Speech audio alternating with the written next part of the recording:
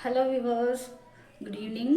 இன்றைக்கி நம்ம சேனலில் உடச்சி ஊற்றின முட்டை குழம்பு ரெசிபி தாங்க பார்க்க போகிறோம். ரொம்ப சிம்பிளாக எப்படி செய்கிறதுன்னு பார்க்கலாம் வாங்க.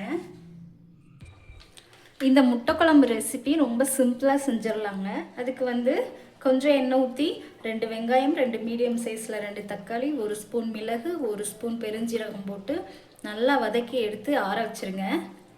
ஆற வச்சதுக்கப்புறம் மிக்சியில் போட்டு நல்லா அரைச்சி எடுத்துக்கோங்க. அடுத்து ஒரு வடைச்சட்டியில் எண்ணெய் ஊற்றி சின்ன வெங்காயத்தை தாளிக்கிறதுக்கு கட் பண்ணி போடுங்க. கருவேப்பிலை போடுங்க, பச்சை மிளகாய், வரமிளகாய் உங்களுக்கு எது பிடிச்சிருக்கோ போடுங்க. இஞ்சி பூண்டு பேஸ்ட் போடுங்க.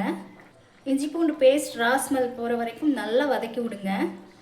அடுத்து மஞ்சத்தூள் சேர்த்துக்கோங்க. உங்களுக்கு எந்த குழம்பு மிளகாய் தூள் பிடிச்சிருக்கோ போட்டுக்கோங்க. முட்டை குழம்புன்றனால முட்டை குழம்பு பொடி கூட போட்டுக்கோங்க.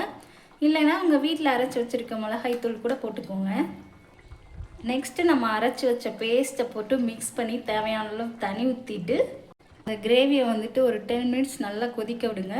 குழம்பு நல்லா கொதிக்கிறப்ப ஃப்ளேமை கம்மி பண்ணி வச்சுட்டு உங்களுக்கு எத்தனை முட்டை தேவையோ ஒன்று ஒன்றா உடச்சி ஊற்றிக்கோங்க. உடச்சி ஊற்றுறப்ப ரொம்ப கவனமாக ஊற்றுங்க.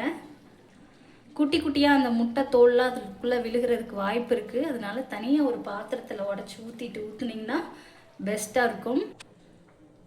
வாவ், பாருங்கள் எவ்வளோ சூப்பராக இருக்குன்னு.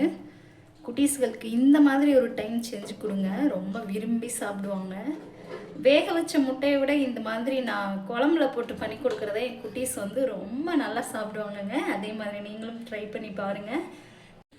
வீடியோஸ் ஃபுல்லாக வேணும்னா கமெண்ட் பண்ணுங்கள், நான் நெக்ஸ்ட் வீடியோவில் கண்டிப்பாக ரெடி பண்ணுறேங்க. இதே மாதிரி நீங்களும் ட்ரை பண்ணுங்கள். ட்ரை பண்ணிவிட்டு எப்படி வந்துச்சுன்னு கமெண்ட் பண்ணுங்கள். நெக்ஸ்ட் வீடியோவில் பார்க்கலாம்.